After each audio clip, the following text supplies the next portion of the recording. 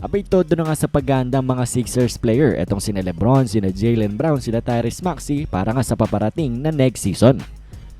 Well, talaga nga namang etong new look Philadelphia 76ers ay working on their games na nga bago pa dumating ang ating next season. Ngayong summer ay they are putting in the work. Ini-improve ang kanilang mga individual games para nga pagdating ng training camp abay in shape na rin at ready na itong mga Sixers players.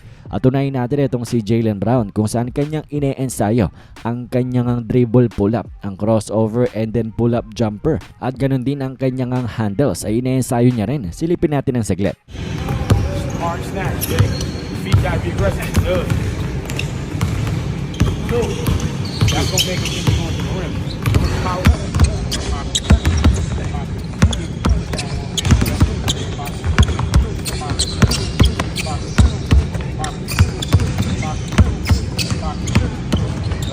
And well, expected nga yan si JB na isa sa mga maging primary scorer na itong ang team ng Philadelphia 76ers. Alam naman siguro natin ang abilidad nito ni Brown.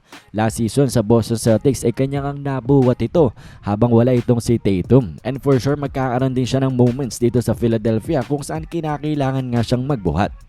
And then sumunod naman dyan ay itong si Anthony Simons, ang bagong Sixers player na kanilang si 9 na expected nga na maging off the bench player. Kanilang maging 6-man. Kanilang ang maging offensive punch off the bench. Silipin natin ang pag-ensayo niya.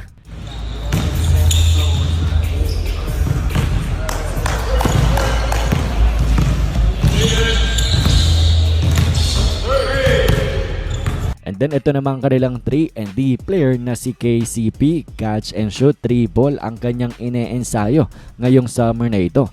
And expected nga na mag-bounce back itong si Kentavious Caldwell-Pope after ng back-to-back years na hindi nga magandang shooting para sa Magic and then para na rin sa Grizzlies. Grabe nga ang drop-off ng kanyang 3-point percentage the last 2 years at ngayong paparating na season para sa Sixers ay he is looking to bounce back. And then ito namang long-time player na si Tyrese Maxey, abay 3 ball ang kanyang ine-ensayo at hinahasa ngayong off-season na ito at napakadamit sunod-sunod na 3-pointer ang kanyang knockdown dito nga sa video clip na ito. Silipin natin. Nah.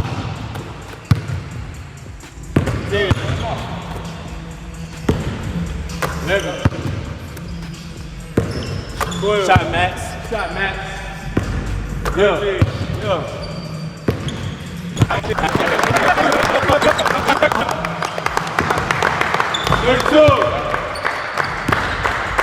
And then finally, eto namang si LeBron James. Actually, magkasama nga sila netong nakaraan ay Tyrese Maxey na sila nag-iensayo, working on their game ngayong off-season. Matapos ngang i-announce na itong si LeBron will be going to the Sixers ay magkasama na agad itong si Maxey, pati na rin si LeBron working on their game. At mukhang napaaga ang pagtapos ng pag-iensayo ni LeBron James, pag-workout niya at paghahanda para sa Sixers nang dahil lately, abay panay golf na lang itong si LeBron kasama nga si Bronny pati na rin si Austin Reeves.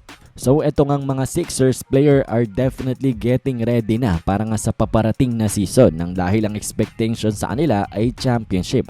Title contender itong Philadelphia 76ers lalo na't dinagdag nila itong si Jaylen Brown at ang isang LeBron James. Ang tanong na lang sa kanila ay gaano nga katagal sila makakabuo ng chemistry.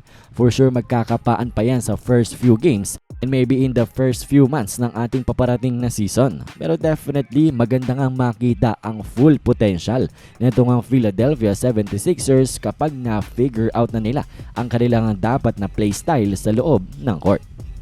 Anyways, kayo ba na bang prediction nyo dito nga sa paparating na season ng Philadelphia 76ers? Sa tingin nyo ba kaya nilang magkampiyon or mahihirapan sila sa mga young pero very talented na team na Spurs at na Thunder?